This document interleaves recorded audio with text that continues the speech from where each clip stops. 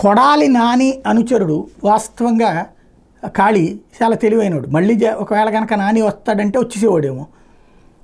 ఇక్కడే తన పప్పులు ఉడకవు. ఎందుకంటే జనాల్ని సినిమాల్లో చూపెట్టిన ఆ రోజుల్లో రామిరెడ్డి కాళీ పాత్ర తరహాలో గుడివాడలో అరాచకం చేసి వదిలిపెట్టాడు. జనాలకి తీవ్ర ఆగ్రహం వచ్చింది.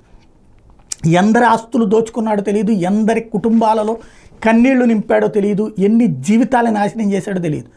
అక్కడికి వెళ్ళి చేపలు అమ్ముకున్నాడు. పోనీ ఈయన సంపాదించుకుని చేపలు అమ్ముకోవాల్సిన కర్మ ఏంటి? వెళ్ళి ఎక్కడో ఏ మాల్దీవుల్లోనో బతికేసేవాడు కదా. ఎవరికి ఇచ్చి ఉండాలి? అప్పుడు నానికన్నా ఇచ్చి ఉండాలి, లేకపోతే అందరు కలిసి తినన్నా అయి ఉండాలి. ఫైనల్గా వెళ్ళి అక్కడ అమ్ముకుంటున్నటువంటి విషయం తెలుసుకున్న తర్వాతన చాలా టాక్టికల్గా 1 టౌన్ పోలీసులు అతని ఫోన్కి సంబంధించి ట్రాక్ చేస్తే అతను ఈశాన్య రాష్ట్రాల్లో ఉన్నాడని గుర్తించారు. 1 టౌన్ సిఐ చాలా స్ట్రాటజిక్గా కొండపల్లి శ్రీనివాస ఆధ్వర్యంలో సెల్ ఫోన్ సిగ్నల్ ఆధారంగా ఆచుక్కు కనుక్కుని అస్సాంకి వెళ్తే చేపల వ్యాపారం చేస్తున్నాడు గుర్తించి ఓసారి అరెస్ట్ చేయడానికి వెళ్తే పారిపోయాడు.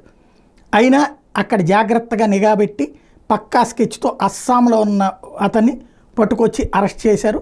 కోర్టులో హాజరుపరిచి రిమాండ్కి పంపించారు.